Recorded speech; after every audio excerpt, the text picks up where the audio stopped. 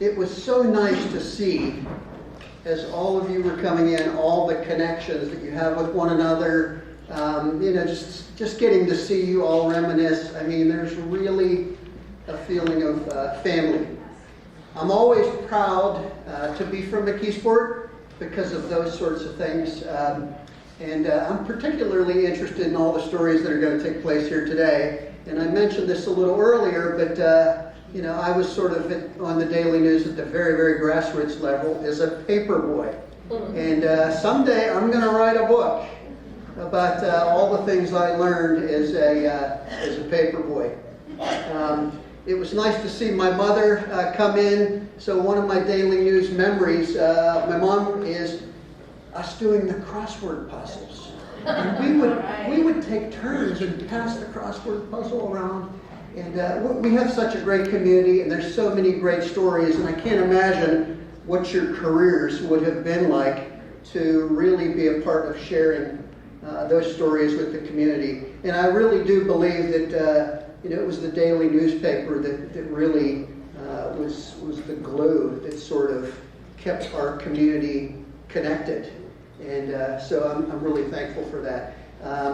So what we're going to do here today is obviously we're going to have a little panel discussion. But before we do that, I just wanted to mention a few things about the Daily News that are sort of going on here, because a lot of people ask, where are we with certain things. So we have a membership here for people that are interested maybe in doing research. So we have all of the Daily News on microfilm. So we get a lot of people that come in, use the indexes for obituaries and births and marriages, and then they go on to find those things in the Daily News. The plan moving forward is this room right behind us here, this will be dedicated to the Daily News. And so what we're in the process of doing right now is we are trying to bring all of the hard copies of all 131 years of the Daily News here. And so, but it's a process because they all have to be professionally cleaned. We probably need to consider at some point really scanning the papers again, because if you've used the microfilm, you probably are aware that there's things that you can't see on the edge of a page or in the corners. And so we really want to be working on that. So those are some things that will take place. Let's see. We really want to, we have so many things about the Daily News that will be displayed in this room. We really want to have people coming up to do more research. And so we're going to really set this up nicely when we've kind of collaborated and have all of the funding to do that. So if there are questions about any of that, I certainly will answer those as we go. I don't want to delay the great conversation that's going to come about. So Jason, do you want to mention anything about how we're going to proceed?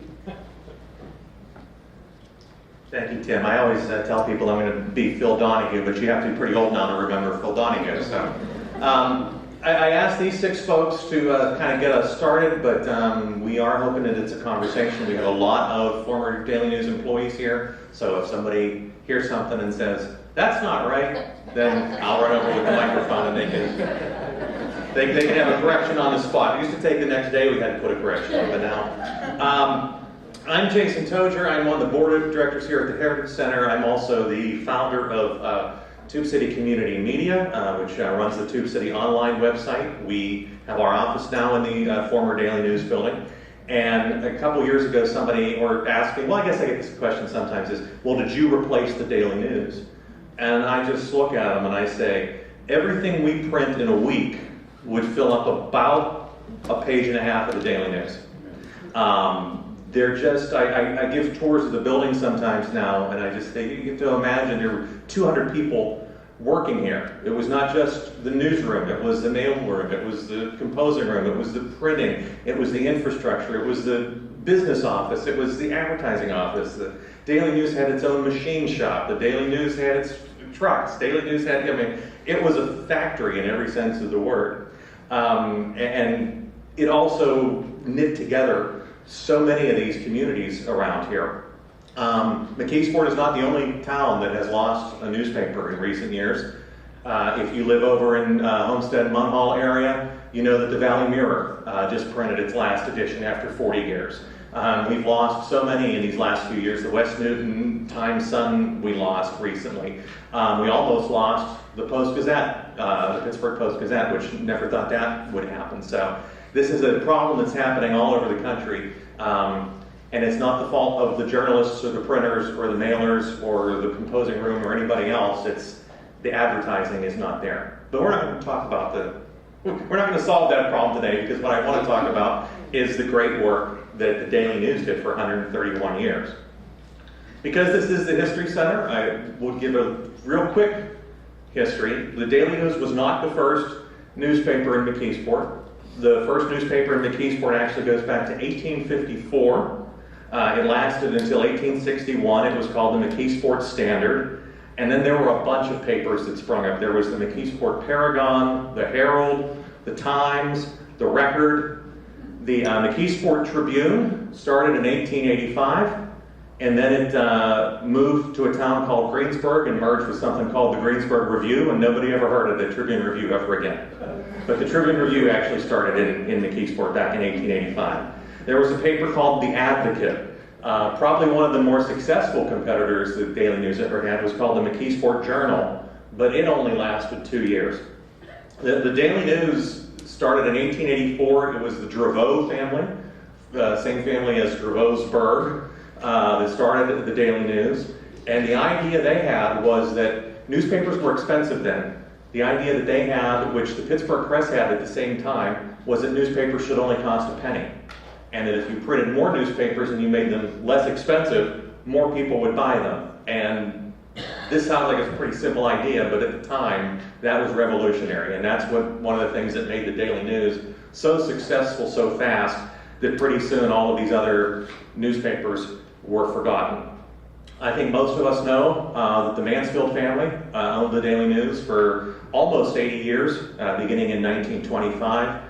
We still have the legacy of philanthropy of the Mansfield family, notably the Mansfield wing of the UPMC McKeesport Hospital, and of course the Mansfield Bridge, which is named for Senator Mansfield, who was the publisher of the Daily News for many years. In 2007, Richard Mellon Scaife bought the newspaper. I think everybody was kind of surprised at how, in the last few years of his life, how much he seemed to really love McKeesport, marched in the Santa Claus parade. Mr. Scaife was famously someone who did not do interviews, he did not talk to the media, he did not do even anything in public, and yet there he was in 2008, I think it was, riding in the Santa Claus parade in McKeesport. So he really did seem to, in his last few years, the Daily News apparently held a very special place in his heart, as it does in the hearts of everybody here. Like I said, I'm going to ask anybody who wants to talk, who has a story to share, we're going to ask to share this afternoon. Before we do that, I want to thank a couple of people. I want to thank the volunteers here at the Heritage Center who set the room up, who set the food up, who made the coffee, who have welcomed everybody, who cleaned the room before we got here, and we'll have to clean the room when we're leaving. So if we could give them a little more of a round of applause for the volunteers.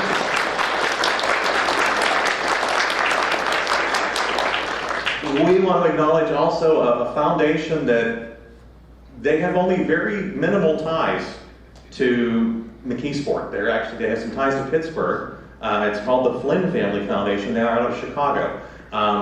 They gave Tube City a grant a couple years ago of $1,000, and then when the news came that the Post-Gazette might close, I got an email from them and they said, "What can we do to help you?" So we are currently working on a partnership with them and Penn State Greater Allegheny. We have just signed the agreement to start something with Penn State called let me see if I got the name right, the Greater Allegheny Tube City Cooperative News Service. That's a mouthful, right? We're going to call it GAPCO. That is going to give students at Penn State some practical experience in covering news.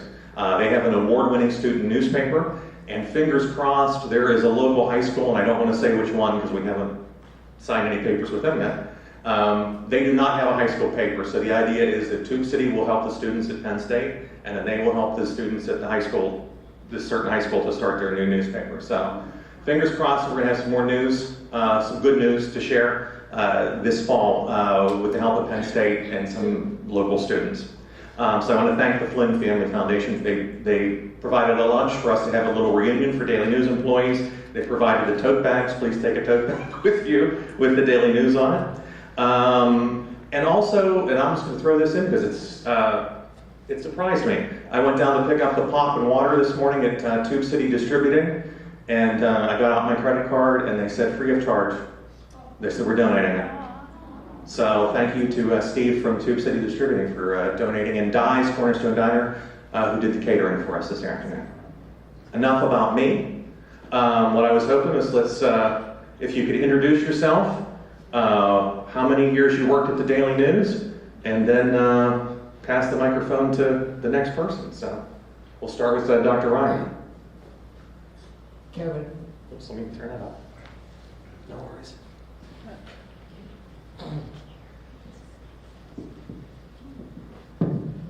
Hi, my name's Kevin Ryan. I started as a night watchman in 1965, and I advanced to the editorial department where I worked in sports and on the staff side of the operation till about 1975. Paul Paterra. I worked in editorial for 13 years, but like Tim, many years before that I was a daily newspaper boy. I worked in news for a while, was the business editor for a couple of months, and worked in sports for many years, and I still broadcast high school sports, as many people might know. I'm Carol Frazier. I worked at the paper 32 years, 10 days shy of 33 years.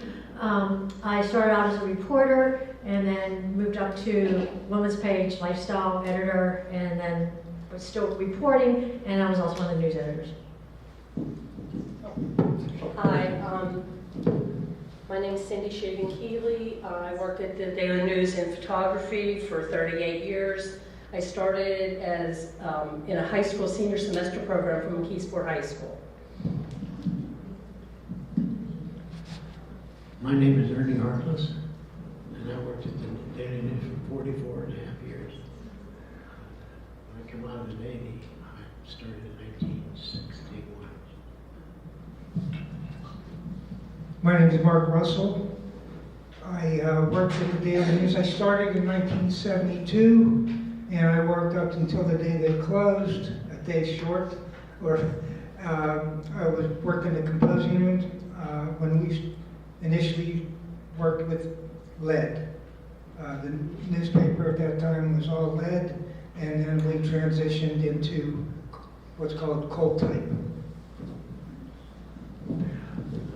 Two addendums. Yeah. First, I'm the son of Wootsie Ryan, who spent 55 years at the Daily News, starting out as an apprentice in the stereotype department and eventually becoming the general manager. And Carol Frazier's father worked at the Daily News for probably 40 years, Pat Waterloo, before Audrey Waterloo. They both worked at the Daily News for a number of years. So the Daily News was a family back then. Let me ask you, since we'll start with you. Why did they call it? His real name was Willard. In fact, I said Willard V. Ryan, but I saw a story about Wootsie Ryan that said if anybody called and asked for Willard, they knew wasn't actually someone who knew him. I've heard varying reports on how he got that name, so I really can't say there's one reason. Okay. It was Willard J. Ryan. Oh, Willard J. Okay, I'm sorry. I had the middle name wrong. What's your first? Let me start with you, and then we'll go left to right as I'm looking here. What's your first memory of reading the Daily News? Even what did you read as a little kid? As a little kid, my favorite section was the sports section. I enjoyed reading the box scores. Back then, all the professional teams, they would put the box scores from the games, and I became a Boston Celtics fan. So each day I would look at the newspaper, and sports was always my favorite section, and that's eventually how I became a writer at the Daily News. You grew up in McKeesport? I actually grew up in Elizabeth Township, but if people ask where I'm from McKeesport. There was a comment, I was at a McKeesport football game, and they had all the alumni stand up, and the superintendent, when I didn't stand, asked, "You didn't go to McKeesport, you're always here." So McKeesport is dear to my heart. How about you, Paul? Where did you grow up at? I went to Norwin. I grew up in North Huntington, but my dad was an old McKeesport person and loved the Daily News. And I'm glad he wasn't alive to see that it closed, because that would have broke his heart. But the Daily News, like Kevin said, I was a sports fanatic. Wasn't a good athlete, but I had to get connected to sports and somehow. And I would read the box scores every time, all the time. Newspapers don't have box scores very much anymore. No. And that was something that I really enjoyed. And speaking of the sports department, the one thing that we had is the way we covered community sports, and that's where we kicked everybody's butt. And that was always great to see what the McKeesport football team was doing, and we were the ones that gave them that. And that's something that always meant a lot to me. Before you go, Sorry. what other papers do you remember coming into the house at the time when you were a kid? We always got the Pittsburgh Press. Okay. The old Pittsburgh Press, the Post-Gazette. I mean, my dad was a newspaper fanatic. Okay. So we got them all. And then eventually he started with the Tribune Review. Yeah. And another place you and I worked together. Yeah, yeah. And, the USA Today for a while. Like I said, he liked getting his newspapers. And I loved seeing them. And I delivered the Daily News and the Pittsburgh Press. So it was something that it just was always important to me, being a part of newspapers. Yeah. People don't remember, but there was another paper in Pittsburgh at one time called the Sun-Telegraph. And it was absorbed by the Post-Gazette, if I'm correct. Yes.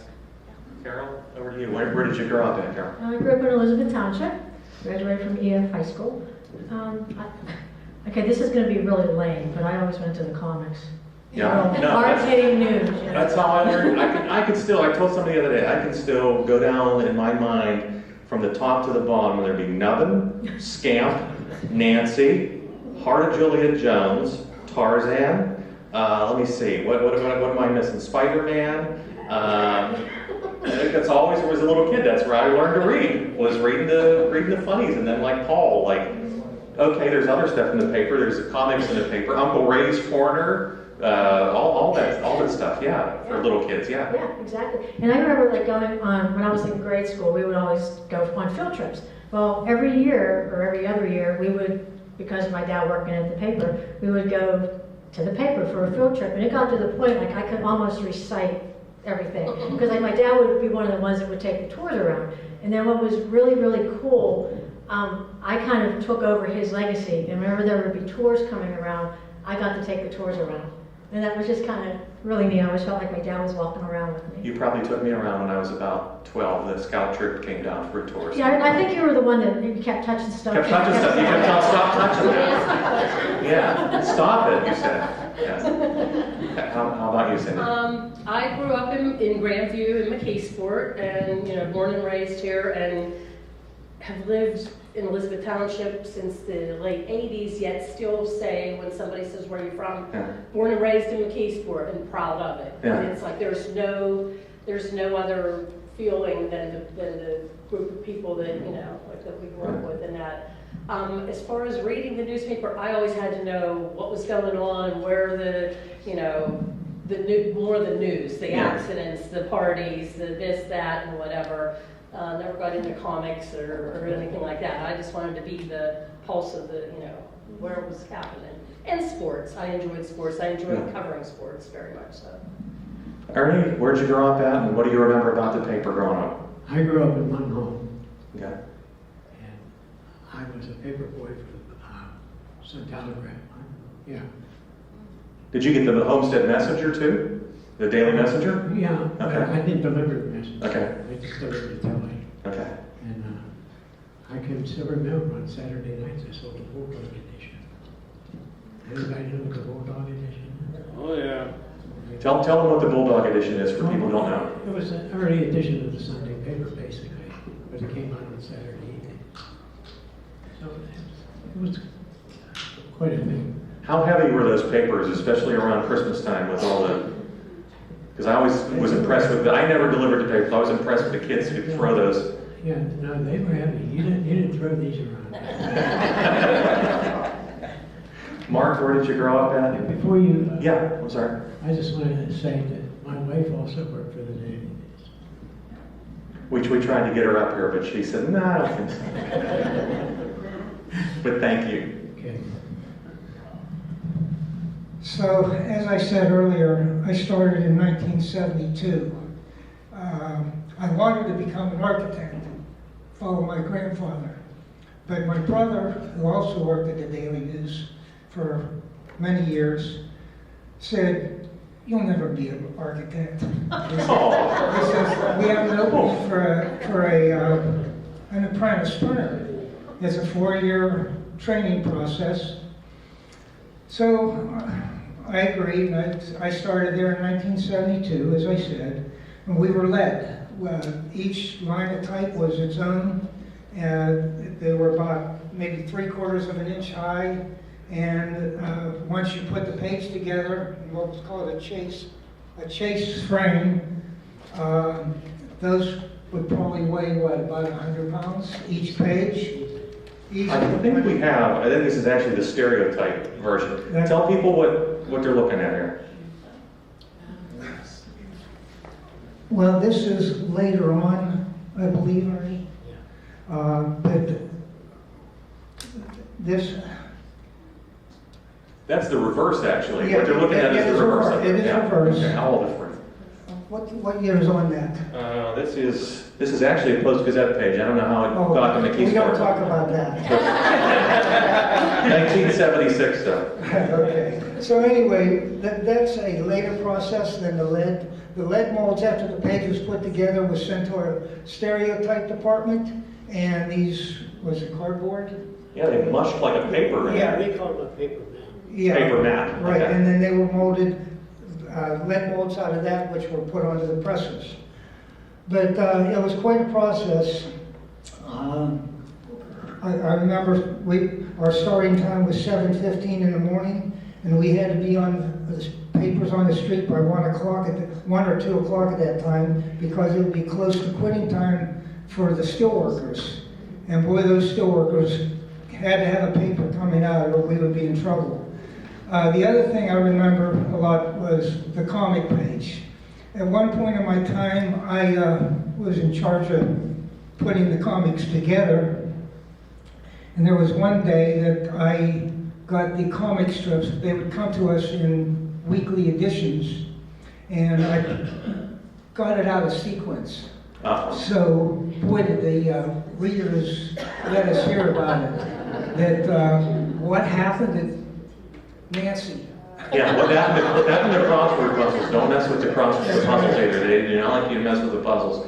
Let me ask you a couple of questions, because I want to talk more about the reporting process and the photography and everything. But it's so easy now for me to print something like this up on a laser printer. You know, I type it, and then 10 minutes later, I'm making 100 copies of it. 1972, when you're talking about hot molten lead, they were still using what were called linotype machines, right, or monotype machines. Linotype, that's correct. Linotype, and they were, just like you said, spitting out chunks of lead that had to be assembled into a page. Yeah, for instance, the Associated Press, we would get stories through them on a perforated tape. And we would have to, as an apprentice, we had to learn how to read that tape. But then they would insert that tape into the linotype machine, and it would spit out a story. It was an early form of computer. It was coming over the wire, but Yes. very slow Yes. form of computer. Speaking of computers, we went through so many different types of computers, from the linotype to Apple computers. I mean, there were so many processes. Ernie here can tell you all the processes that we went through, because there were so many. And each time one came in, we had to learn a new process on how to, and thanks to our editorial staff, they would type these. One process was using a scanner. They would type their stories on 8.5 by 11 paper, and then we would get that paper and run it through a scanning machine that would turn it into that perforated tape. And then that would go onto film. And then we'd have to put the pages together. How did they put a photo or a cartoon in the paper then? Because one of the things, if you look at the old papers, Daily News, Post-Gazette, Sun Telegraph, whatever, there's not a lot of pictures sometimes. How complicated was it when you first started out to put pictures in the paper? Again, modernization, you would have laser printers, Yeah. different things came with the Autocon, the photon machines, they were also called.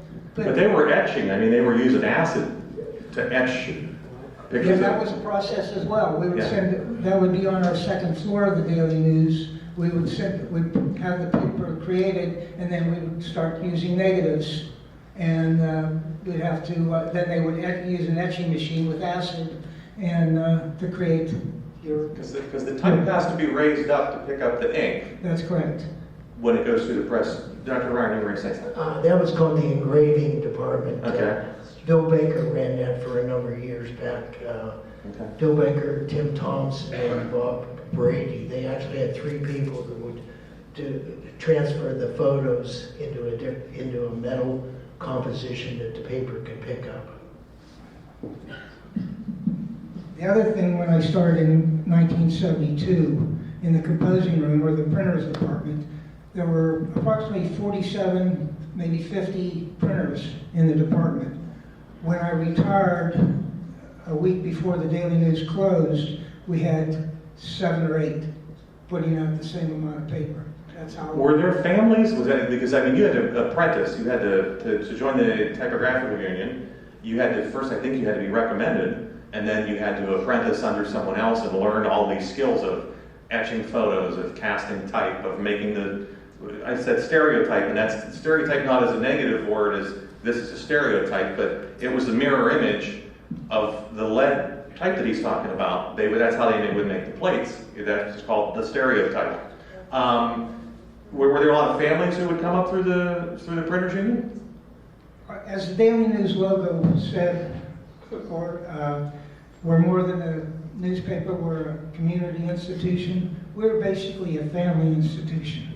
Somebody else, your relative, worked in that, got you a job there. Okay. For instance, Carol and Kevin and many of us had somebody that got us in there, and we made it a career. Since we're talking about pictures, I'm going to put Cindy on the hot seat now.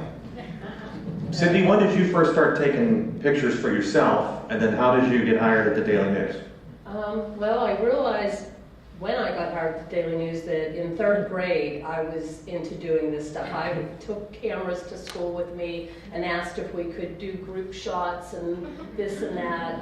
In junior high school, Francis McClure, we had a photo club, and I learned to develop black and white film.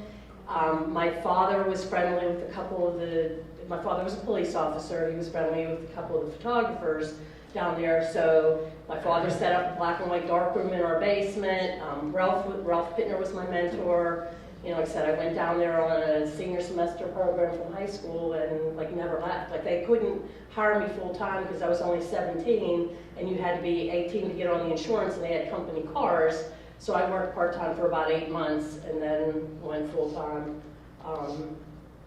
You know, like I said, I've always had an interest in documenting, and it's funny because nowadays everybody has photographs of everything, and we have my husband and I and 2 friends, we do a Grandview reunion every 2 years. We rent a pavilion and we do this, and I have guys come up to me and say, my parents don't have this many photos of me. Like we put big posters up everywhere and all kinds of collages, and it's like I always wanted to be the one that kept everybody together and did things. And Tell us about Ralph. Ralph was a sweetheart.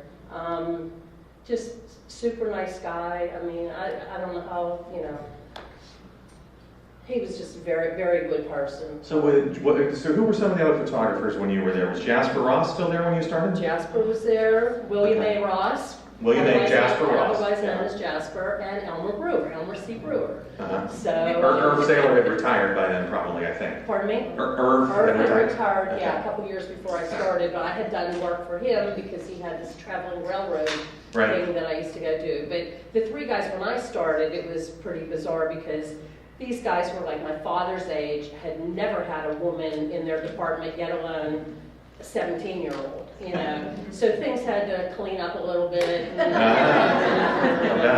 Yeah. Little language maybe had to clean up too. Well, Although I never remember hearing Elmer swear. Well, no, it wasn't stuff like that. Just, you know, I mean, even there was all kinds of different things. But Yeah. I mean, everybody smoked back then, so Yeah. like there was a big ashtray on top of our thing in the dark room, and Jasper, his ashes were falling in the tanks while we're doing it. And it's like now when you look back and go, like, this was crazy, you know? I mean, but it was an experience, like I said, working with these three older guys. But they welcomed me, and you know, I loved every minute of it. What would a day be like for a photographer? Like you come in and get your assignments. What time of the day would your day start? It could start. I probably worked every shift that they ever did. We started at either 7, 8, 9, 3 to 11, 4 to 12, whatever. And you never. What I liked about it back then was it was always unpredictable. Mm-hmm. You never knew what was going to go on. Like I might come into it thinking, oh, I'm going to go downtown with Carol, we're going to a fashion show at Kaufman's, or we're going to go do whatever. But as things changed, and we always did it by who started at 7 did the first job, who started at 8, you know, we Gotcha. rotated. So, you know, if there was a tragedy or, you know, something like that, threw everything out of whack. And like I said, it was always unpredictable. And you might get called out in the middle of the night too. I got called out. Like I would joke about how when everybody else was sleeping and some knucklehead went off the road here, like I would get called out before the plow trucks were out, and you know, so on. And so, like I said, that was exciting for me. I'm actually glad I'm not doing that now. You know, jumping up at 4 in the morning, coming back home, sleeping for an hour or two, and then going into work dressed and ready to, you know, go. But it was always unpredictable, and you never knew what was going to go on, and it was exciting. It really was. Even though you were thinking like McKeesport Daily News is a smaller paper or whatever, when we were everywhere. We had it covered. So All the way out to West Newton and York School District, and then all the way up to Steel Valley and West Homestead, and everywhere in between there. Yeah. Carol, how about you? When you first started the Daily News, what did they have you doing? Sweeping the floors, no, I'm kidding. No, yeah. Somebody has to do it. That's right. No, I started out, I started out, one summer I was an intern. Okay. In editorial, so I was kind of doing a little bit of everything. A lot of it stuff that the reporters didn't want to do, like church news. Like nobody wanted to do church news, but I didn't mind because I got to do something. And then the following summer, I actually interned in advertising because Mr. Mansfield wanted me to have like an idea of what like the different departments did. Then I started January 10th, 1983, in editorial as a reporter. I remember covering, my first beat was, I think, Clarendon, Jefferson Hills, Pleasant Hills, I think. West Elizabeth was in there. I tell people when I'm walking them around the building, I tell them, you know, we had 3 reporters just to cover McKeesport. And then you had another 6 reporters to cover suburban McKeesport. Right. So Clarendon, Liberty Borough, Elizabeth, Norwin, so forth. And then you had the society desk. And then you had the sports department, and then you have features and entertainment, and then they look at you like you're talking about the Civil War and Matthew Brady out there doing the battlefield. And I'm like, I said, we haven't even gotten to the photography department yet, or the business side of the building yet. So, to you mentioned Tom Mansfield. What do you remember about Mr. Mansfield? He was always very nice, very down to earth. Just like your everyday run-of-the-mill person. He, like Mark said, there was a family there, you know, it was a family atmosphere. And if somebody's family, like if somebody was sick or something, he would always make sure that like everything was taken care of and whatnot. Very caring. His daughter, Patty Kay, interned down there for a couple summers. I mean, it was great. It was just very nice, and Tom was always very kind and considerate. And then when Patty became the thank you. That was a tough word. She was the same way. She just followed her dad's footsteps, and just very kind and caring. And She had a tough job, and I think someone did reach out to her to see if she could be here today. When she took over, I believe she was not just the youngest newspaper publisher in Pennsylvania. I believe she was the youngest female newspaper publisher anywhere in the country. I believe you're right. Yes. Which is a tough thing to walk into. Right, and she did a great Your dad job. passes away. Yeah. Paul, let me ask you. What did they have when you started the Daily News? What did they have you doing? I was just a beat reporter, and I had a number of communities. How many times did they beat you? No. Constantly. I sat right behind her. It was, but the first thing I remember, my first assignment was a trial, a homicide by vehicle trial, and I'm like, okay, this is cool. I'm enjoying this.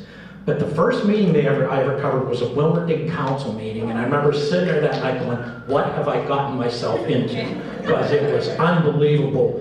Small town politics is unbelievable. I had Wilmerding for a year at the Daily News and then 3 years at the Tribune Review. So, so I familiar covered with the day. Yeah, covering that, you need people at those meetings though, because some of the things they do, you're saying you can't do that.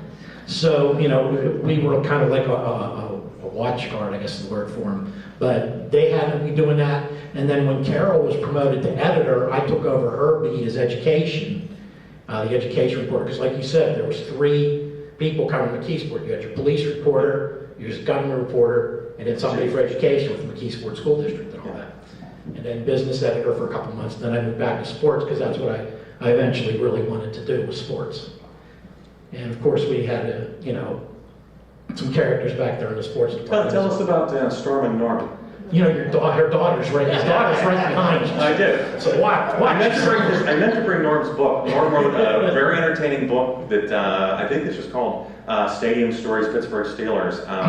That is just a little paperback, and it's one of those few books that you get to the end of and you say, I wish this was about this much longer, because it's such a great little book. But tell us about Norm. Norm was a kid, but everybody knew Norm, which is to his credit. Yeah. Because, okay, maybe the McKeesport Daily News was considered a smaller newspaper, but everybody knew who Norm Varga was. That brought some credit to the Daily News. I was telling Sandy earlier, first time I went to cover a Steeler game with him, he introduced me to everybody from Dan Rooney to the grounds crew. They all knew who Norm was, and they spoke of him fondly. And we had Dave Fennessy, we had Mike Hakey, we had good people, and we all knew that we had to get the news out there. I mean, Norm was, of course, heavily with the Steelers, but we also, with all the high schools, we made sure we got that news out there. If there was a hotshot pitcher, Elizabeth Forward, we were the oones that were telling people about that. I only talked to Myron Cope twice. And he was a kid. When I told him I knew, I said McKeesport. Norm Varga. So yeah, everybody knew, and that was a good thing. That helped us out, and got us into places. I mean, first time I went down to cover a Pirate game, they're like, "You work for Norm, right?" And so they knew who he was. Yeah. Kevin, you had a little bit of a different story because your dad worked there, but what did your dad have you doing? Sweeping floors. I started out as a night watchman. Yeah. I could not drive a car, but I was left in the Daily News building by myself. It's a little creepy at night. I've been in that building a lot lately at night. It's a little quiet at night. Huh? Well, actually, they did have a break-in back, I think, in the 1990s. There were some valuable guns that were in the publisher's office that were taken. Somebody entered through a rear bathroom window, and they thought it was an inside job. It wasn't significant enough. Nobody was injured, although they did tie up the watchman, the night watchman who was working that night. But they stole some. They knew where to go in the publisher's office to get these guns. But I started as a night watchman when the composing room was liner time. And I hate to say it, but there was a bunch of pigs that worked up there. Wait a minute. I think we're going to have to get the composing room to rebuttal here. I think. My job was to clean the floors, to sweep the floors of all the cigarettes the lead metal that had been left on the floor, cleaned the bathrooms, and at the same time. Yeah, here we go. Here we go. Not true. We're going to get the referees in for this. First of all, Mark wasn't there when I was Oh, okay. Oh, okay. He was still in grade school. He would clean the place up. But, yeah, cigarettes all over the floor. They would just smash your cigarettes and put them on the floor. And I had this is responsibility. I did advance to the sports department, and I want to give credit for Luke Quay. Luke Quay, do you know, and I wonder if anybody can tell the story about Luke Quay and Roberto Clemente. Does anybody know that story? Can tell it? I can tell he was the official scorer the night Roberto had an opportunity to get his 3,000th hit. So that's 1972, I think. Roberto Clemente has got 2,999 hits, and they were waiting to get his 3,000. Right, but the hit, that so-called hit, Luke felt it wasn't worthy of Roberto Clemente, so he ruled it an error. And the next day, Roberto got his 3,000th hit, which was his last hit in the major leagues. So Luke and Roberto had a very special relationship. I don't think that Roberto, because I saw an interview with Roberto Clemente before he died that said, I don't think he blamed Luke Quay for that. No, Luke was knew what Roberto would want. He would want that 3,000 hit to be a legitimate baseball major league hit. So, but Luke was the official scorer, so I had the honor of being the chauffeur to take him to a number of the games, because Luke would like to have a few cocktails at the game. So I was the designated chauffeur, so I had the opportunity to sit in the press box, eat the food, which was delicious. If you ever look at a sports writer, very few of them are thin, are very thin. Well, you really, now he's scoring off you, Paul. Because the clubs feed them very, very well. And so I had the opportunity to go down into as a teenager, go down into the Pirate locker room and the Steeler locker room. There was a couple other people. You mentioned Norm Vargo. There was a gentleman named Merle Granger. The curbstone coach. Right, who was there for a number of years, probably 50 years. He, at one time, was a sports editor, and then he had some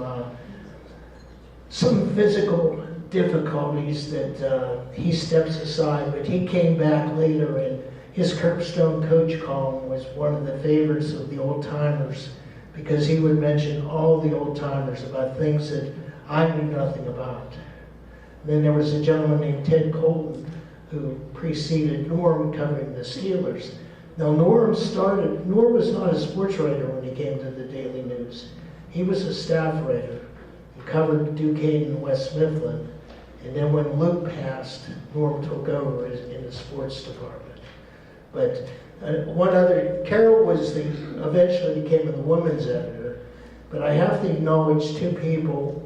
One is Woody Merriman. I knew Woody, and I was going to ask about her. If you've ever read the column called Marion McKee, that was Woody's pseudonym, because she's the one that originated that column, and she was the one that started the women's page at the Daily News. Probably in the early 70s when they came out with a complete page devoted to women activities. Then Karen Miller took over after Woodine left and went to the Post-Gazette. So those were two very special people. And then in the society, everybody knew Eleanor Kratzer. That was my next. I was going to ask Carol if you could tell us about Woody Merriman and about Eleanor Kratzer. Woody was before my time, so I didn't really know her, but I did work with her, I guess you could call it that. I got to, because I was doing the women's page and women's fashion, men's fashion, I got to go to LA and to New York for the men's fashion stuff for winter and spring. And Woody was there, so I got to she's like, oh wait, you took over for Karen, and so that's how we kind of became. She kind of took me under her wing, because I had no clue what I was doing. Woody just passed away, I think, 2 years ago, Right, something yeah. like that. Yeah. I think she was 99 or 98, something like She that. was up there, yeah. Tell us about Eleanor Kratzer, who I think a lot of people in McKeesport know. I knew that after she passed away, John Barna, before he would leave the building, would always say goodnight, Eleanor. Yeah. And if I'm the last one in the building, I always say goodnight, Eleanor, just in case. Yeah, that's good. Yeah. Keep up the tradition, Yeah. yeah. Eleanor was a hoot. She was one of a kind. She would go to the meetings, like she would cover like a lot of the women's groups, like garden clubs and things like that. And she would come back, and the next day she'd have this like massively long story, and she would take hardly any notes, or like just write a couple notes on a napkin, and she would get this huge story out of it. Never say something, name. Yeah. Just exact quotes. Yeah, it was amazing. It was absolutely amazing. Eleanor Kratzer should have had a bed in the Daily News. She Well, worked, that's why John would always say goodnight, because I guess she used to sleep in the photo department, he told me. she would come in after these meetings, and she would be there till 2 or 3 in the morning writing her stories, because the next day she had to write obituaries. That was in the time when the society department wrote the obituaries. They weren't sent in by the funeral homes already done. They were written by the society writers. Did anybody work with Dink Alm? Oops, Ernie has something to say. I have a little story about Eleanor. Yeah? I was on call all the time with the news to run in. We got a phone call. Myrna answered the phone. She says, "It's Eleanor." I said, "Okay, I'll put her on." Because sometimes I have to get on and get the computers going for her. And she said, "I'm stuck on the elevator." Stuck between floors. So I got out of bed, I went down the news, and I knew how to get up on the elevator. You know, but she's a character. She really is. I believe it was Eleanor who found the tied-up night watchman, by the way. Oh, okay. Coming in after a meeting, one of her, One of those club meetings. yeah. Yeah. Did any of you work with Dink Alm? And remember Dink Alm? Well, like I said, I worked in a lot of departments, but, Sorry. Once upon a time. I wanted to get backtracked just a little. That's okay. Go ahead. His dad, Wootsie, and we all worked in the stereo department. Your dad, he worked in the stereo department. And I'm just saying this because now you get a feel of the atmosphere. Of the connections, the Yeah. family connections. It was just a great place Yeah. to work. Yeah. Dink Alm Was a cartoonist and an artist, and that's something else that people don't realize, that the Daily News had their own art department. Dink was a wonderful artist. He loved horses. That was his favorite, was drawing horses. But on Christmas Eve, the Daily News always had a Santa Claus drawing that Dink Alm had done, customized. And in those days, it was a difficult process because the colors had to be separated by the artist. Now, I've given a couple of those pictures to the Heritage Center here that I was able to get, but unfortunately, I think a lot of his work disappeared in the transition between the Daily News and the Trib and that type of thing. But he was a special person. One of the things that made me think of that was you talked about Merrill Granger, and I believe he used to illustrate that there was a style, if you look at newspapers in the 30s and 40s, there was this style of sports writing where they would draw a cartoon of whoever was in the column that day, and I think Dink Alm did a lot of those cartoons of McKeesport Tigers, Duquesne Dukes, any of the local high schools. He would do a painting or a sketch of that person rather than a photograph of them. What was some of the big sports stories that you remember covering, or big stories? You mentioned the homicide trial, Paul. What were some other big stories that you remember working on? One thing I got to do a lot of was covering Steeler road games, which was very interesting. I flew on the plane with the Steelers, and alluding to something Kevin was talking about, there would be this big bag of food on each seat. then after that, they'd come around with meals and then ice cream. So I had to get out of being a sports writer. I would be 500 pounds by now. But there was a lot of that. The thing, I think it was Cindy was talking about, you never knew what you were going to get. Every day was unpredictable. You could come in, one day you could be writing about a kid who's going to ride an elephant. The next day you're covering a triple homicide. And to try to come up with something right off the top of my head, that's okay. The big stories, there are some, because everybody asked me, as I was leaving the Observer Reporter recently, what was your favorite story here?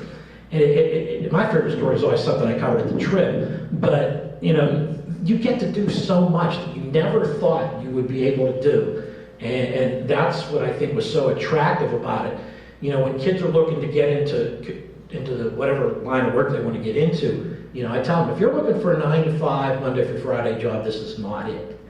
But, like I said, there's just so much that I've done things I never, flown to games with the Steelers, interviewed young people who are just so influential, been at murder trials, covered a woman recently who started in Washington, started her own business where she takes wire and makes it into like bookmarkers.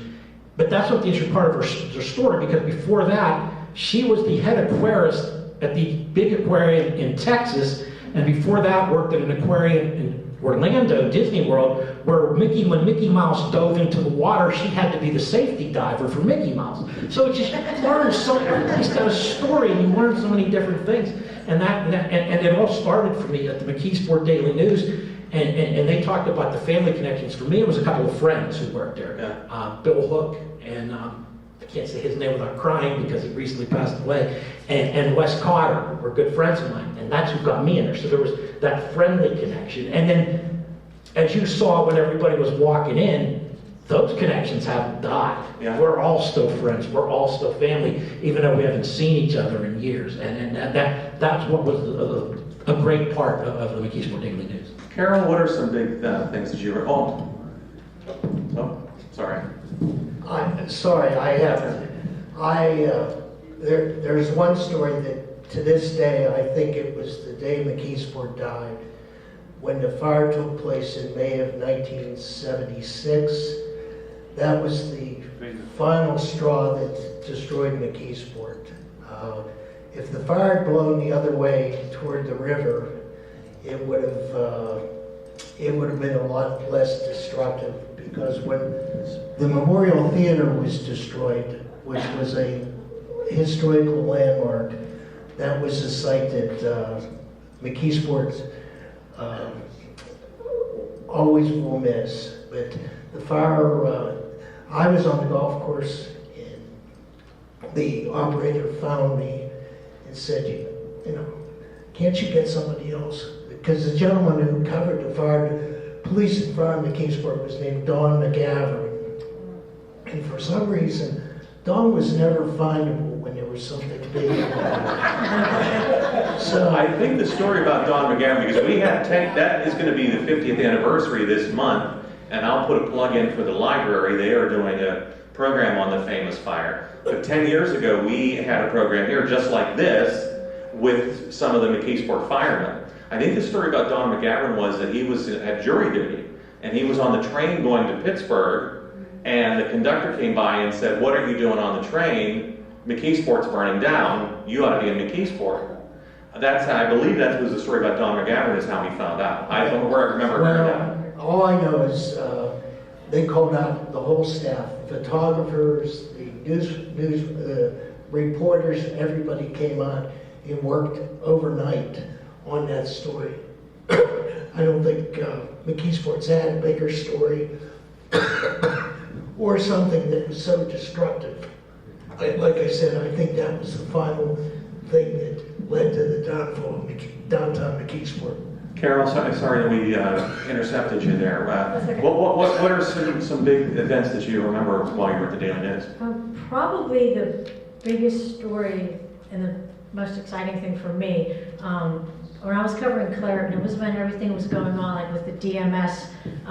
Tell people what the DMS was. Yeah. This was when the steel mills were closing. This when the local churches got involved. What did they do? Yes, the members of the DMS, and I honestly forget what Denominational ministry strategy. Yes, okay. They were going in and trying to get attention because they were upset with the head honchos of U.S. Steel because the mills were closing and the head honchos were like getting this big huge pay and they didn't like that. And so they were going and throwing skunk oil into like little kids' birthday parties or putting dead fish in safety deposit or in like bank things and whatever. Just dumb stuff. Like why would anybody think that that's gonna like help their cause, you know? And so I was covering Clareton, so I was like knee deep in that story, and it was exciting. I mean, were you there when I believe it was David Soul's brother was pastor of a church in Clareton? Didn't he barricade himself in the church? Yeah, his brother was actually a pastor of a church in North Versailles. North Versailles, okay. Yeah. Every time that David Soul was going to be there to see his brother. David Soul was, I believe, Hutch. He was Hutch from Starsky and Hutch. Yeah, well, I love Starsky and Hutch, and every time that he was going to be there for the hearing, my editor gave me the day off because I had too much calm time. I was like, you're kidding, I want to go and see him. But anyway, so I was there for every time the pastors were barricading themselves in the church in Clareton, the Lutheran church there. Like the one Easter, I was there, I was covering that on Easter morning because the one pastor said he was going to go and crucify himself on a cross. Well, he didn't do it, don't worry. Fortunately, that would have been gruesome. But then they were, like all the hearings and everything, the one time when they were having one of the hearings in Clareton, the magistrate was ready to start, and they're like, wait a minute, where's Carol? Because I'm the one covering it, right? Well, that was the first time I ever had them wanted to see my press pass.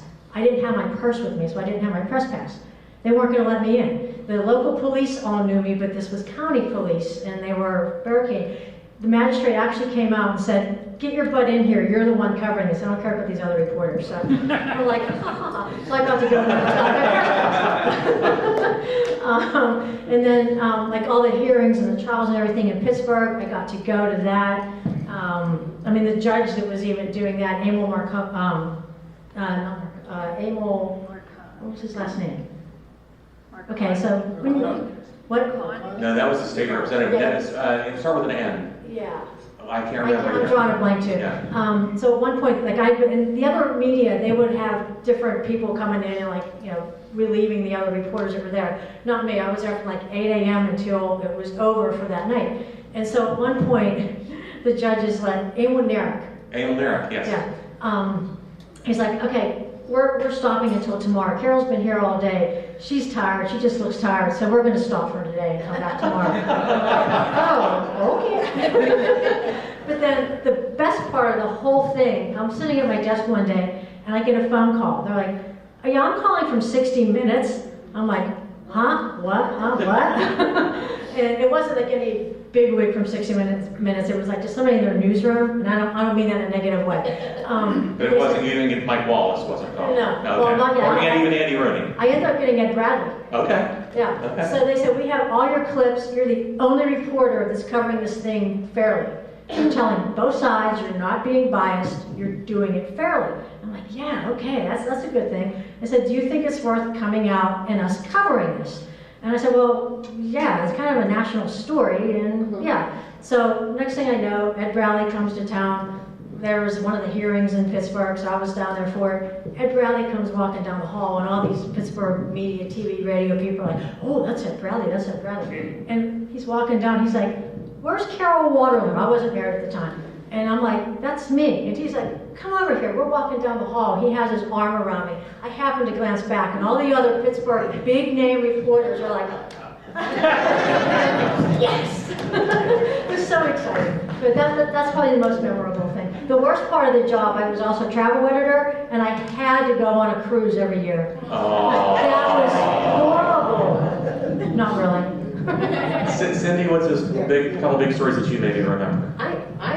There's been so many interesting, exciting things. I don't have any specifics. I just, want to say that there's so many things I did through my job that I would have never had the opportunity. I mean, I flew in the McDonald's blimp, which was like the largest airship at the time. I could have stayed up there for days if there was a bathroom. I mean, it was just, they had an 8-track player in this thing. This is how far we're going back, okay?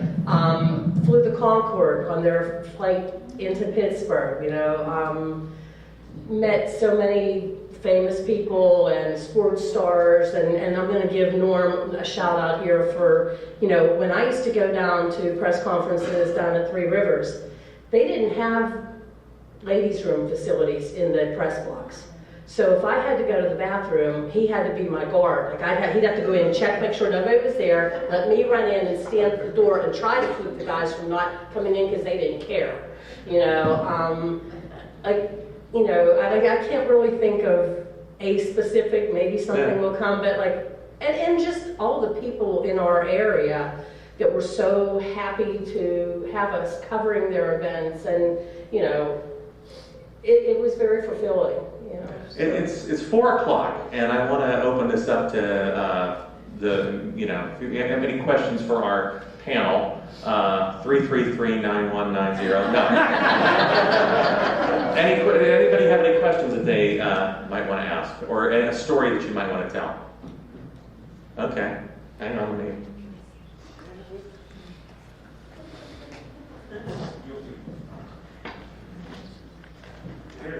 Yes, hi, I'm Dave Whipke. I worked at the paper from 2003 to 2007.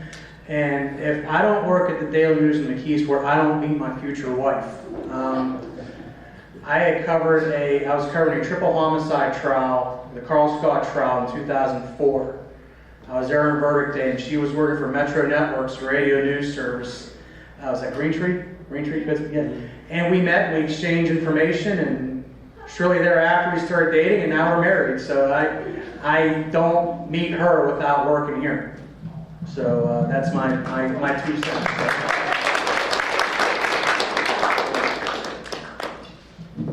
Okay, introduce yourself and tell people. My name is Patricia Reynolds Kitska, and in 1973, Eleanor Kratzer was advertising a trip to Hawaii, October 14th through 28th. And I worked at the bank in McKeesport. I worked in the trust department. Walking through the commercial floor, a woman calls me over and says, "Hey, we're going to Hawaii. Come with us." Now, I was afraid to fly. But I said, "Okay, what do I have to do?" And the next thing I know, I'm getting ready to go to Hawaii. A lady was there were 73 of us. A lady was on the tour that she lived in McKeesport, but she was a government inspector, so she worked in Latrobe, where my husband was from. And she took our group photo. We had a group photo taken in front of our bus. She took that photo to work, and he said, "Could you ask the little one down front?" Because in those days I was 95 pounds. And he said, "Would you ask her if I could call her?" So she called me. One of my coworkers had just fixed me up with her dentist, who bought 10,000 in T-bills every 2 weeks at our bank. And she said, "He wants to go out again." And I said, "Nah, not interested." And she kept saying, 10,000 in T-bills every 2 weeks. So when this lady called me, her name was Viola Foster, when she called and said, "This guy would like to go out with you," and I said, the last blind date I swore off them. And she said, "Well, let's put it this way. I like him. I think he's a nice guy. I think you'd like him. And if you don't say yes tonight, I'll call you every night until you say yes. So you may as well go and get it over with." So I did. And my husband passed away. We were together 46 years because we met on November 24th of 73, and he passed away November 23rd, 2019. But I got this wonderful son as a result. So if the Daily News hadn't had that tour, $695, 4 islands. That's a good investment. That's a good one. Who else is there? So, yeah. I'm going to go around the back here. Excuse me. Hello, my name is Cynthia Baldwin. I retired from the Pennsylvania Supreme Court. Anyways, this is an indirect story. When I was in high school and college, I worked at Cox's. And I ran the elevator, and I went to the Daily News to pick up the ads that were posted in Cox's. So my very first day on the job, I had on a white blouse and a white pleated skirt. I went to the Daily News to pick up the ads, and they gave me the ads. And I held them tightly against my blouse as I went back to Cox's. And when I took them away, I could have been an ad.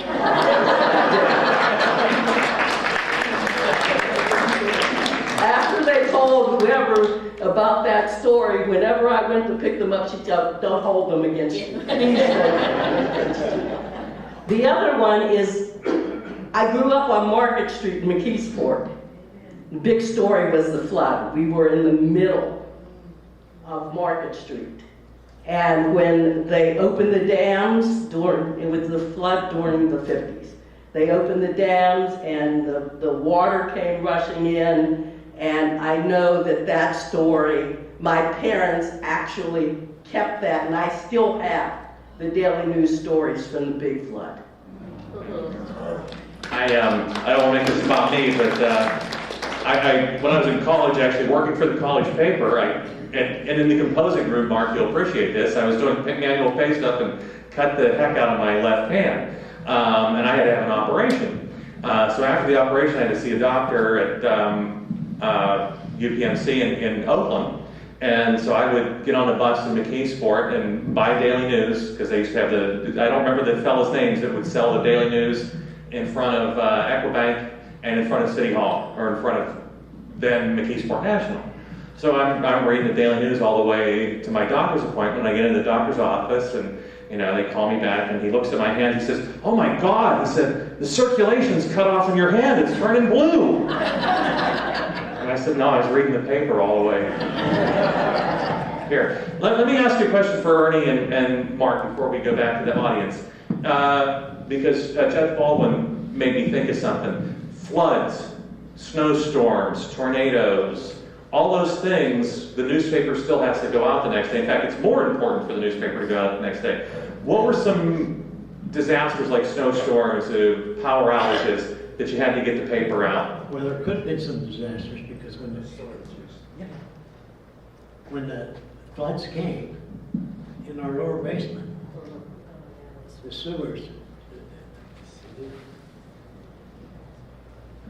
They would back up. yeah, well, I would walk down towards Penn McKee Hotel, and I could tell when the rivers come up, reach a certain point, our basement down would get flooded. And so we had to be very careful of that. That's where all the rolls of paper were. That's where the rolls of paper were stored. Yeah. How do those giant rolls of paper come in? Did they come in on a train, or did they come in on a tractor trailer? On a train. Yeah. Yeah. Because the Daily News had its own railroad siding, and I don't think a lot of people know that. Yeah. And a roll of paper would weigh like over 1,000 pounds. Did you guys ever get stuck staying the night at the Daily News? Oh, yeah. Yeah.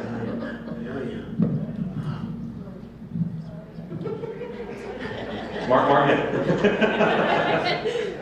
But we were lucky. We always did our homework. Yeah. And then we were always trying to stay a step ahead of what was going on. My story's better. No, I remember the big snowstorm. I can't remember what year it was. But, We had one in '93 that was a nasty one. That's probably Yeah. it. I remember the Daily News had icicles on It the. was the 2010. Oh, 2010? 2010. Okay. Yeah, I couldn't go home. I Okay. was stuck there. So I slept in the composing room on the floor that day. And when I woke up the next morning, nobody was really around, except I and a couple other guys went out and we shoveled the sidewalks and the front garage door and the doors so that people can get back in. But I remember that was probably the worst snowstorm that I remember. Why is the floor up in the composing room? Why is it made out of wood? It's wood blocks, ends of logs. The reason for that is the printers are on their feet all day. And that wood was more comfortable to stand on. Then cement or It's tile. amazing, yeah. Yeah. It's amazing because was about that deep. Yeah. And then up there, all the wiring went out to all the lead machines. Everybody got Mercantile. They all had to have their power. So the conduit went right alongside and come up. And that's the whole story, you know. It was just, you know, we had like 3-phase power and a certain channel, and then the regular 110 another channel. But yeah, that's, I often show people I often ask them if they know that the floor is made of wood. And also that wood, whenever it would get wet, on occasion, we would have some water line break or something, that wood would swell. And you just have, you swear there's a dead body hidden somewhere. Bob, you were,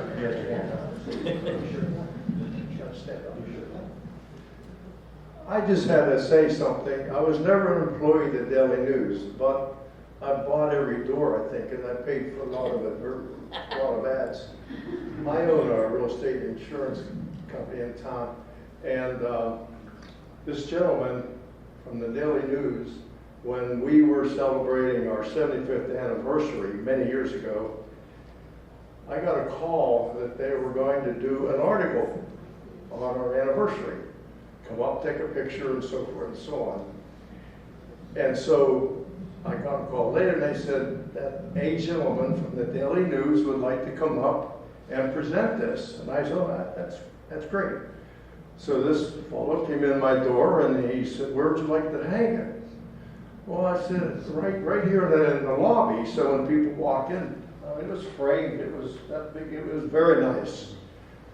And he said, well, you know, read it and make sure it says what you want it to say. So I read it, and I said, it's great, except for one thing. Looks at me like, what's that? And I said, well, my middle initial is W. It's not C, but don't worry about it. Takes it off the wall, runs out, comes back the next day, gets redone with the W. I'm a Robert W. Ball. And I said, well, that's great. Thank you very much. Still not knowing who he was from the Daily News. I found out, because I queried, that he was the general manager, new general manager at the Daily News. His name was Rob Hammond. He and I subsequently became extremely close. Not because I bought ads from him, but mainly because we played 18 holes of golf every Wednesday afternoon. He was the brother that I never had, that I wish I did. And just to bring it to a close, Rob was with me. I go down the hill the last 2 weeks of every October the last few years, and he went with me the last couple of 3 years. He was down there this year in October of course 25. And he plays really good golf, but he wasn't doing real well. He said, boy, I'm tired, I'm this, I'm that. And Saturday, we all drove home, and I got a call Sunday that he was in the hospital. And I said, really, what happened? Well, he's going to get a catheterization. So I go over to see Rob, of course, because, like I said, he and I were extremely close. And I got a call then, and I saw him on Monday night for a few hours, and then he was having the cath the next day. I got a call at 8 o'clock in the morning from one of the MVI employees, and they said that Rob had passed. He had had a major heart attack. I'm still upset. But I just want to mention, he was one nice gentleman, general manager for 7 years at the Daily News. And I hope you agree that you're lucky to have him. I thought he was a great guy. He had me fix that poster for you.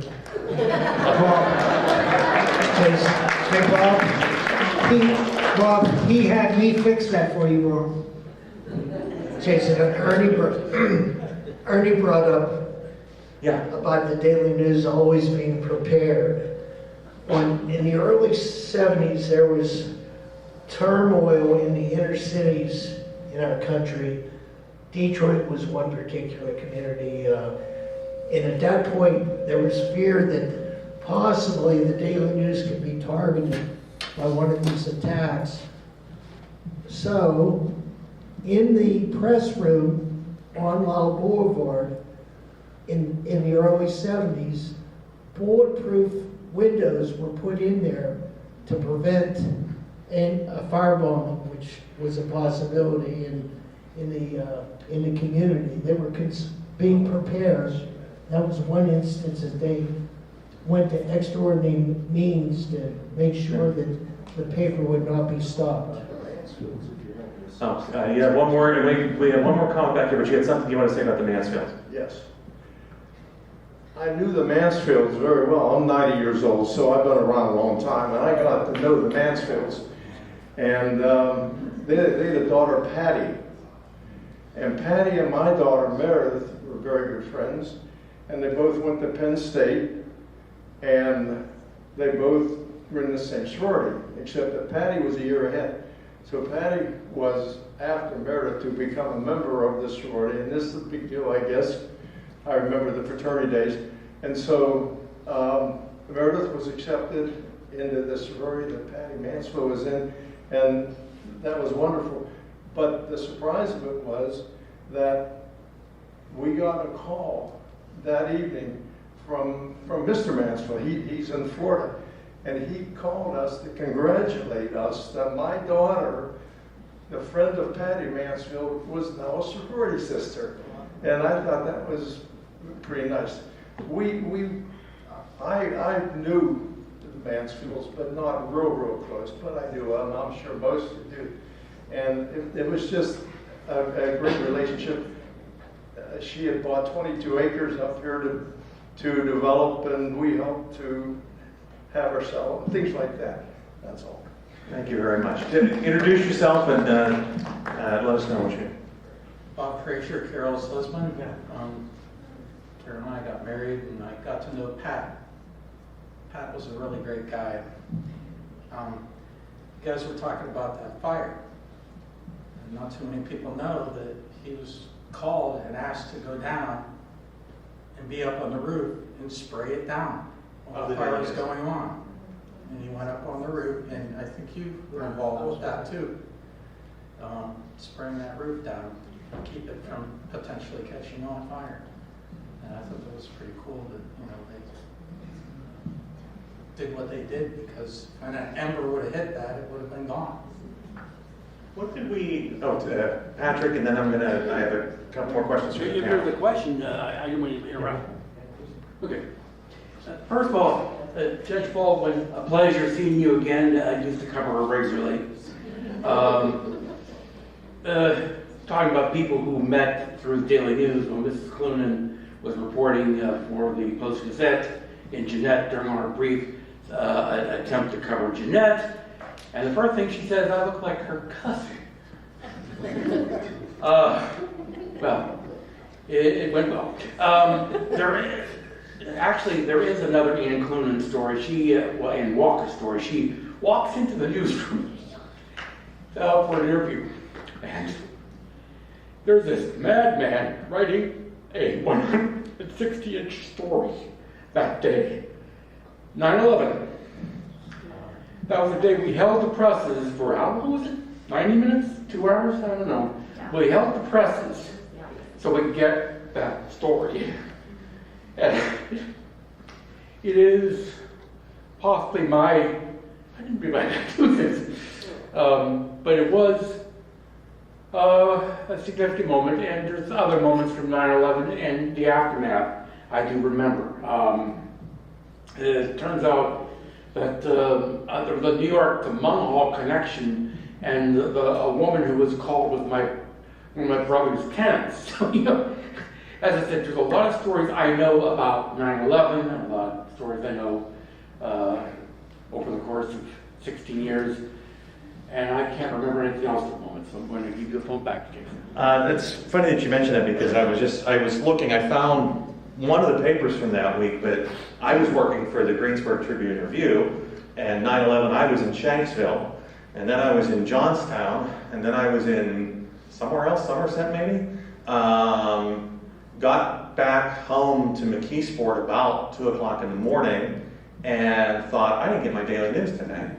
So went down to 409 Walnut Street to the coin box and I'm glad that you mentioned it, because I was kind of surprised. I said, son of a gun? I didn't say gun. They got this in the paper tonight.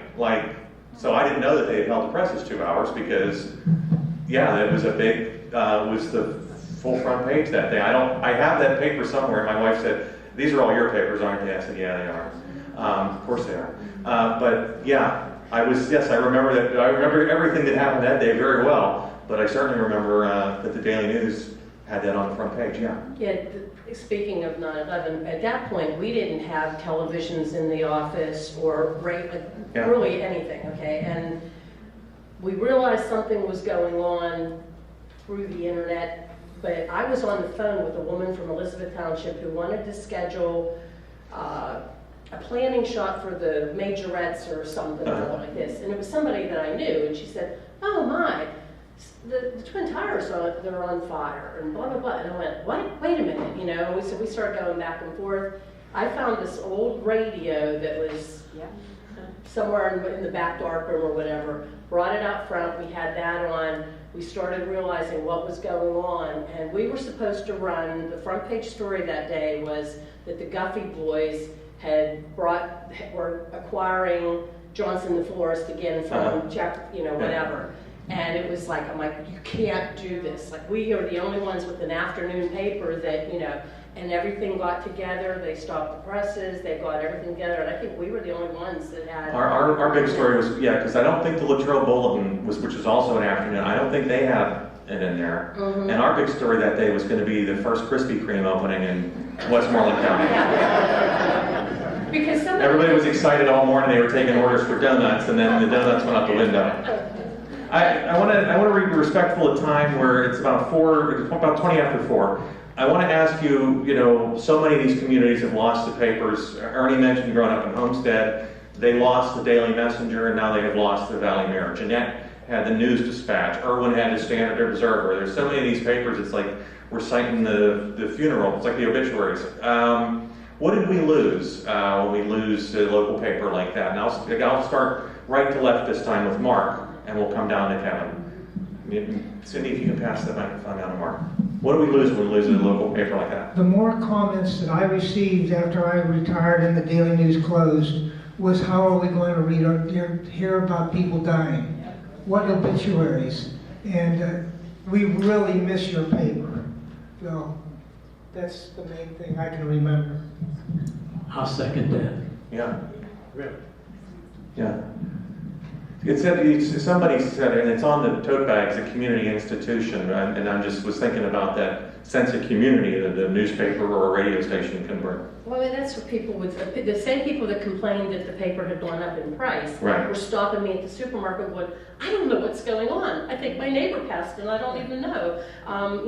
What's going on at City Hall, and we don't know about this and that. And, it's, like I said, you lose, if you're not a Facebook person, you don't know what's going on, and like I said, people really, really were hurting afterwards, We got a call from a lady in Duquesne, and she wanted, bless her heart, she wanted to know if we could print our website out for her and send it to her, like the Daily News. And I said, I wish. I'm so sorry. And I want to thank you for all that you do. Honestly, I give the website to so many people that aren't aware of the obituaries. That's the first thing I look out in the morning when I, My father-in-law thinks it's very suspicious because he said in his paper, everyone dies in alphabetical order. He thinks that's very suspicious. Carol, what did? Oh, sorry, go ahead. Yeah, I just want to mention one other thing, and I think this is really nice.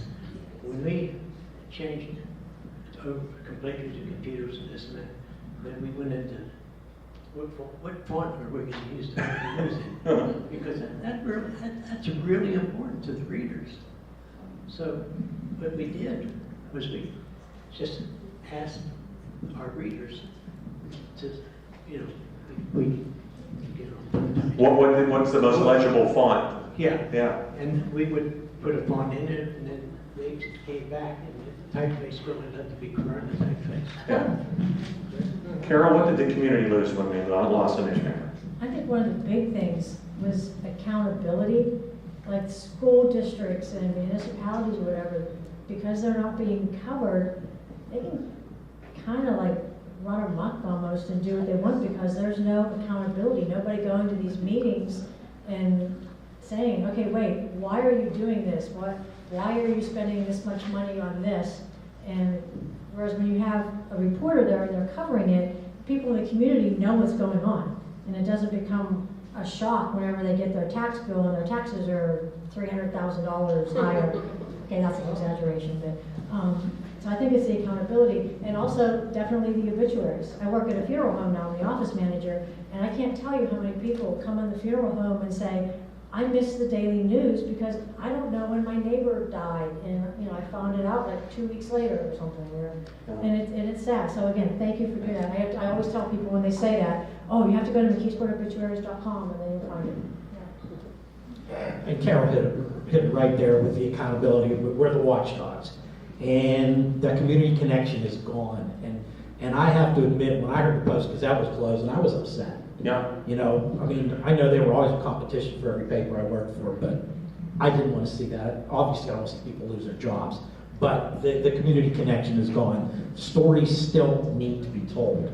And we were the ones who were telling those stories. And of course, obituaries is always the big thing. But, the sports stories, the news stories, there's people out there that are doing things every day that are newsworthy, and we're just losing that. And, you mentioned the West Newton paper. I was editor of that paper briefly. And even those weekly community papers that are all dying, that, because those are the ones, okay, maybe they're not talking about the murders and stuff like that, but they're telling stories about great things that people are doing, and we're losing that. The thing I tell people is, one of the lessons I was taught at the college paper is we had to be about 50% advertising and 50% editorial copy. Yeah. And my friend Kevin Barks, who was editor of the Homestead Messenger, he said, they taught me early on that all we were there to do was keep the ads from bumping together, write enough information so we could keep the ad. But that was what paid for your newspaper. That's what paid for any local newspaper, was the advertising. And there's essentially, and this is my editorial comment, there's essentially two big companies that have sucked that all up, Google and Facebook. They have just drained all the money. They eliminated newspapers, and your local TV stations are hurting now too, because they're sucking all the advertising out of the local TV stations as well. Kevin, give you the last word here on that topic. I think what everybody else has said, there are a couple points that haven't been mentioned. The Daily News was owned by the Mansfield, but it was a closed corporation. There were other shareholders in the corporation, minority shareholders from significant families in the area. One was the Cox family, one was the Cancelier family. Most people won't remember him, but he's the one that started Western Pennsylvania Bank here in McKeesport. And there was the Mack family. There was other families that owned parts of the Daily News, but the Daily News, the majority was always owned by the Mansfield family. And another thing about the Mansfield family, when they bought it, the first editor was W.D. Mansfield, and he was a Republican, and he was the deputy mayor of the city of McKeesport at that time, and then he became an Allegheny County commissioner, and then eventually became a state senator. So he was a Republican, which would never survive in McKeesport at the present time. So was George H. Lyle, who I think was a close ally of his. Right. So those are just some points that I wanted to bring up. I want to ask Carol, you said something during lunch, you compared yourself to Mary Tyler Moore. Did you? I don't know if you threw your hat up in the air and spun around, but you had a very sad duty, and I hate to, I don't want to end this on a sad note, so this is not the last question, but why did you compare yourself to Mary Tyler Moore? What was your sad duty that you had? The last day of the paper, December 31st, 2015, the people on the second floor, the editorial, we were going to Luciano's for lunch. We were just going to reminisce and boo-hoo a little bit. And for whatever reason, I was going around and I was taking pictures. I'm kind of like Cindy in that regard. So I was taking pictures, and everybody on the second floor was gone, and Go right ahead. and all of a sudden, I'm walking out, and I'm like, I'm the last person here, and I turn the lights out, and it's like, that's it, no more news from the Daily News, and the lights went out, and that was sad. I think a lot of people were sad. I think it was traumatic for a lot of people. You mentioned you work for Beckebeck Funeral Home now. Cindy, you work for Senator Pisatano. Ernie and Mark, you retired. Paul, where did you move on to? Which time? Any of them. You and I both have made the circuit. Well, I left the Daily News and went to the ill-fated Nauticom Sports Network, which folded 7 weeks after I joined it. Then I went to the Trib, where you and I reconnected each other again. And then with the Trib, I was made the editor of the Scottsdale Independent Observer, which was sold to the West Penn Media, and I was part of the sale. They said I was an asset. At least I think that's how they phrased it. They said that a few times. While I was at West Penn Media, they made me the editor of also the Mount Pleasant Journal. They made me editor of 2 papers, gave me more duties, but of course, no more money. Then I left there to go to the Diocese of Greensburg. We won't talk about that experience very much. And then I left the Diocese of Greensburg and went to the Washington Observer Reporter, where I just retired from there a month ago. Congratulations. Thank you. And of course, through it all, I've been broadcasting high school sports for 41 years. And as everybody knows, they're going to pry the microphone out of my hand to get me to stop doing that. Alberta's she's a solo every Friday night in the fall. And I guess I'm another person who met their wife through the Daily News, because she was the school board secretary and I was covering the school board. Oh, controversy. Oh, well, shortly thereafter I was made business editor. Kevin or Dr. Ryan, you went on to a medical career. I have been a dentist in the McKeesport area for the past 46 years. Yeah. I decided that my interests were elsewhere besides the newspaper, and it was a smart decision. It is just about 4:30. Final thoughts from anybody? Anybody have a final word they want to say? Yeah. Go ahead. I'll go ahead. You know, Michael, you should get a chance to talk. You know, I've used this term frequently since the Daily News folded. The tender mercies of the Pittsburgh television station these days, where I'm working, it's the tender mercies of Pittsburgh, now to Jonestown. The television stations cannot give you. They couldn't give you in 24 hours what you get on one page of a newspaper. And yet, we're supposed to be satisfied. If it bleeds, we're supposed to be satisfied with the police blotters. They will not come out to events like International Village. They will not. There's a lot of things that the Pittsburgh television stations will turn thumbs down on, even though they claim that they cover neighborhoods all over southwestern Pennsylvania, which, by the way, while I do watch and listen to news extensively, people know I'm an old radio TV writer in addition to everything else, I still don't care much for the television news media in either market I'm associated with. Thank you. Michael D. Hello. Boy, it's a lot different to have the mic in your hand. Oh, it's not that bad. My name is Mike DiVittorio. Mike D to anybody who worked with me, interacted with me. 1 second. Sorry for the hold up. All right, Mike. In 3, in 2, in 1. I love the Daily News. It was my first reporting job. I got it with the help of this man right here, Ray Peffman. I did a decent job at the interview with Jeffrey Sisk, and my resume really wasn't as professional as it should be, and Ray had to, step in and on my behalf and just say, like, the guy that you got in the interview was the guy you're going to get in the newsroom, not somebody who put a corny email address on his resume that made you think twice about him being a professional. And I misspelled Bonnie Jean's name on my cover letter.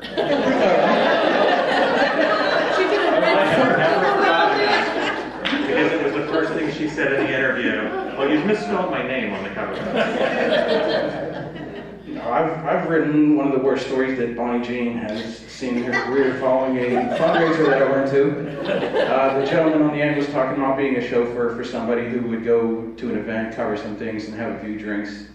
In one of my earlier years, one of my earlier mistakes was having too much fun at a fundraiser, and I believe it was an American Legion.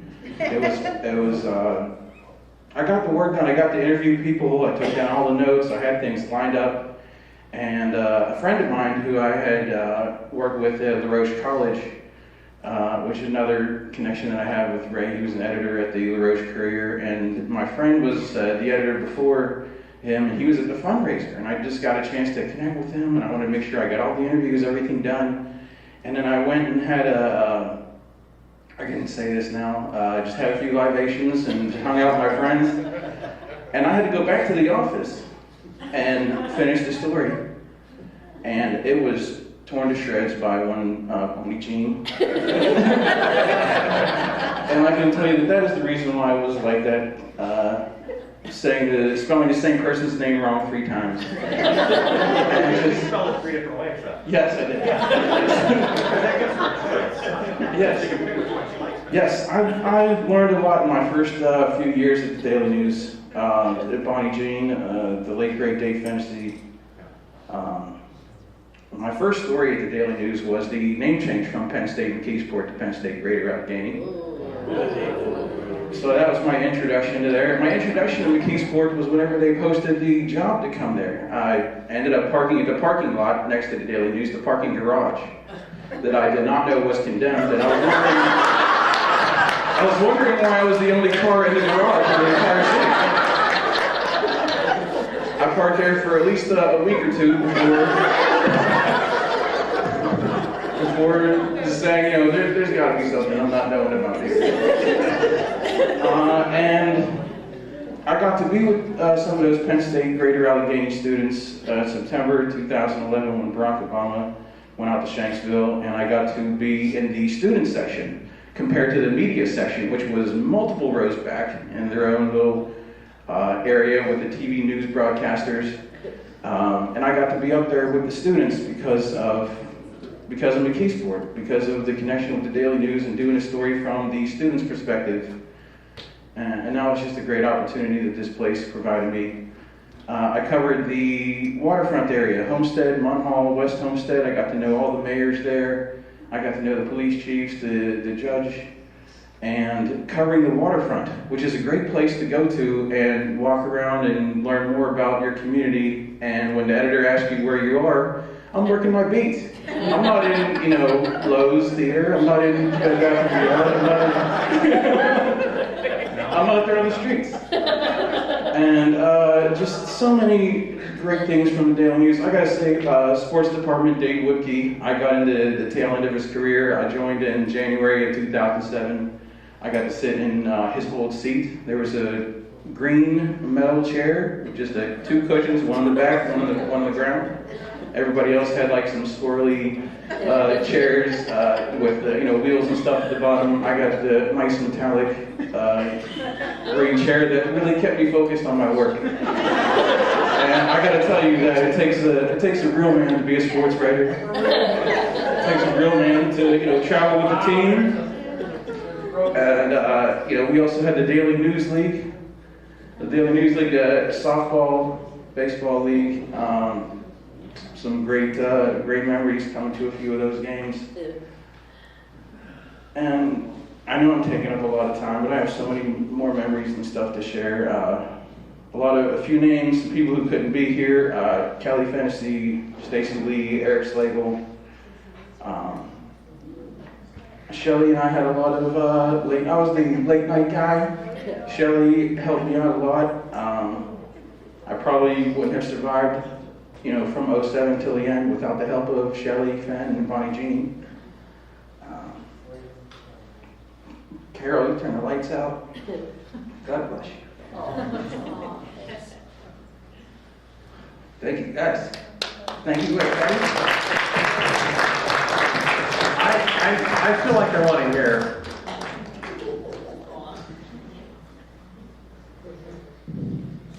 I feel like before we let you go, I want to hear one good Elmer Brewer story. Because I learned so much running around with Elmer Brewer, but he was a character. I'll tell one from the composing room advantage.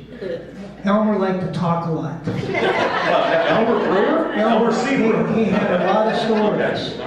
Well, being that we're on deadline in the composing room, Elmer's up there talking and talking and talking. Great stories, but they never ended.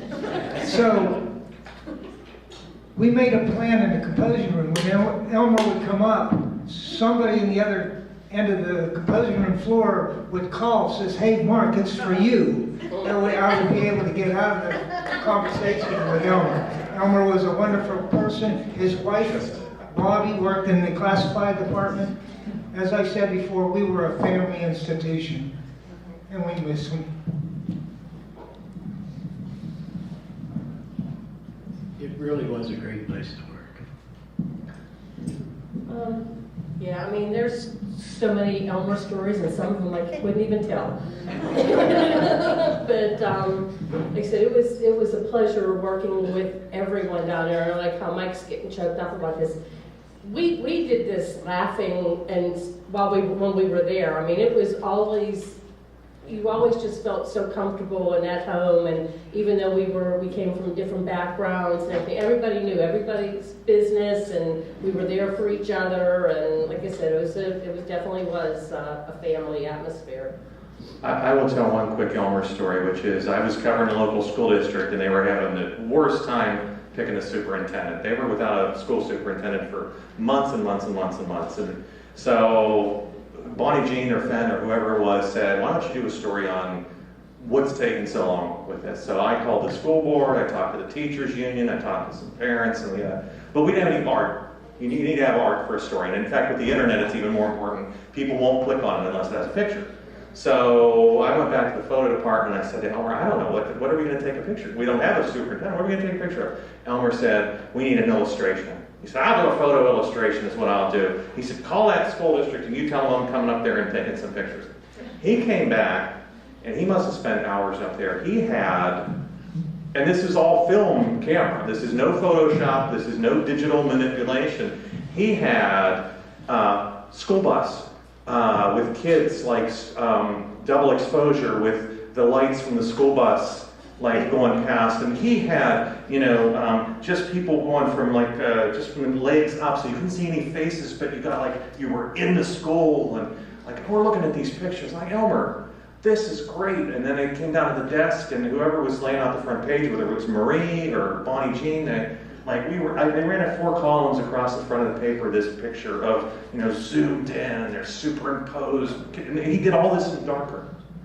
He really liked doing that kind of stuff. And then somebody was homesick, and I won't say who, but called Mark and said, "Do you guys know there's a blurry photo on the front page running 4 columns? Don't you people look at it?"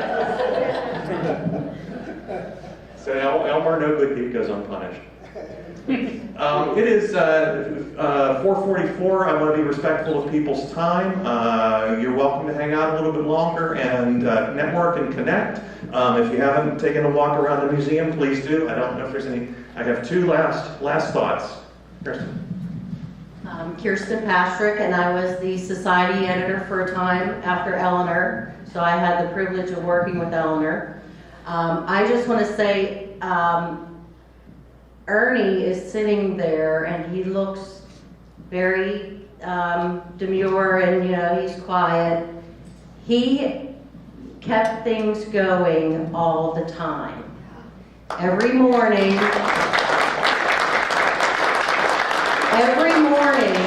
he walked through the building and he said good morning to every one of us by our names, no matter who you were. He said your name every morning. And he knew exactly what was going on. And when you talk about being prepared, and he said he would walk out earlier. I don't remember it flooding ever when I was there, but walking out and seeing how the river was flowing and if it was flooding and that kind of thing. Ernie kept things going there. And if I say something, you guys are all going to know what to say. When we would say, we finally got into the computer age, and there were some bumps, and we'd say, Ernie, our computer's not working. What would he say? But that got us through. So Ernie, thank you very much. And also, you guys weren't here earlier when it was just us. But we were all excited to see each other, and that's how it was at work too. Everybody really got along well, and we miss the paper just as much as you guys do.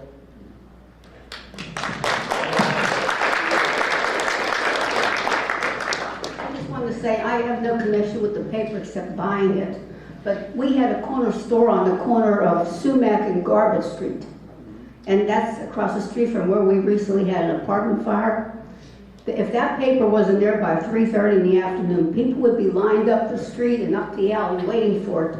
And sometimes it came after 4 o'clock, but they would just be waiting for that paper. I would walk down and get the paper so my dad didn't have to walk down for it. And I may be dating myself. I remember when the paper was 7 cents, then it went up to 15, then 25, and I think eventually 50 cents or something like it. And I have papers at home from the Daily News going back to the Kennedy assassination. Remember that? Thank you. Two quick things. One is the folks from the Daily News, I think maybe we can try to get a group photo if we can, if everyone could stick around afterwards. Second, there have been a couple requests from people who want to see what the building is owned by the city now. It is almost fully leased, except for the third floor. So if anybody from the Daily News would like to go walk through the building, we've had a couple requests. Just talk to me afterwards and we'll hook you up. So they do not anymore.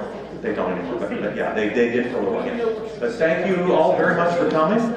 Tim, final words from, let's give Tim the final thought. This was an absolutely amazing program. Thank you so much to Jason Tozier and Tube City Community Media. Thank you to the Flynn Family Foundation for helping all of this to be a really nice event. Thank you to all of the Daily News employees and all of you that have come out to really support this. It is so easy to see why we had such a quality newspaper, because of all these quality people. And so it was really just an amazing thing. I just want to mention a few ways in which you could maybe partner with the Heritage Center. We want to keep doing things just like this. And it's been amazing. We have all sorts of ways that we could have each of you partner with us through some of the fundraising that we do. We have memberships that allow you to come and do research, to come to all of the programs for free. We have volunteers out there that will give you brochures if you're interested. We have a big golf outing coming up at the end of the month. If there are any of you that would be interested in supporting that in some way, shape, or form, we would love that. If any of you would like to be a part of us getting the Daily News up here, because we're trying to make that happen quickly, and there's a lot of money that's needed, there's a lot of time and effort that's needed. If anyone wants to see me about ways they could partner with that, that would be fantastic. We're also currently in the midst of a Buy a Brick campaign that we're doing to replace our front sidewalk out here, and to allow each of you to maybe name someone in honor of, a legacy brick that you want to maybe place in someone's name into our sidewalk. These are all great ways that you can help us to continue our mission. But mostly, I just want to thank you for truly making this a place of enrichment for you, because it seemed like there was just so much great stuff going on today. So truly thank you for coming. Please come back for more of our programs that we have. Jump onto our website if you would, see what's coming up, and come back to see us. The museum's open for a bit, so if anyone wants to take a look around, you can certainly do that. So thank you all, and everybody have a nice day.